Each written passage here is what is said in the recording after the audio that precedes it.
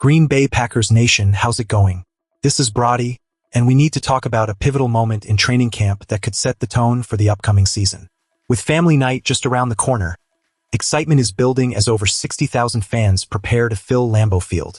But before we dive into that, I want to hear from you. Where are you watching from, and what do you think about the current state of our Packers? We're building this community toward 10,000 subscribers, so please subscribe and help us reach that milestone. Now, onto the news.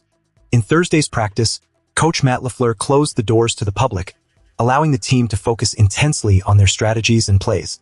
This secrecy often breeds speculation, and for quarterback Jordan Love, the stakes are incredibly high. Expected to be a top 10 quarterback and an MVP candidate, Love's performance is under the microscope. Although he had a day that can only be described as average by his standards, it's important to understand the implications of this. Love had a mix of moments, including an almost-interception and a couple of overthrown passes. Despite that, he did connect with MarShawn Lloyd for a touchdown. However, there's a crucial element at play here. Was Love experimenting with risky throws that he wouldn't typically make during a game? This is a double-edged sword. On one hand, it shows his confidence to test boundaries. On the other, it raises concerns about his accuracy under pressure. What's particularly exciting is that this family night marks Love's first as a father, which could add an emotional layer to his performance.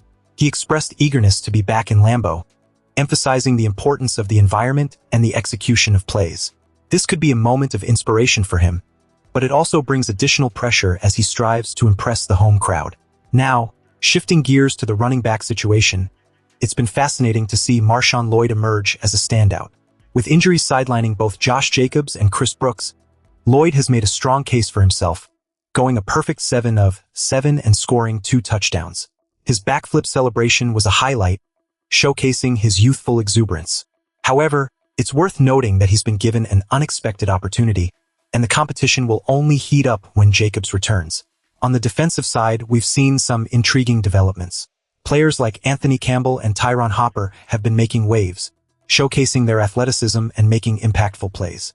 Campbell, in particular, is a remarkable story, the undrafted free agent who has shown promise despite his rocky college career.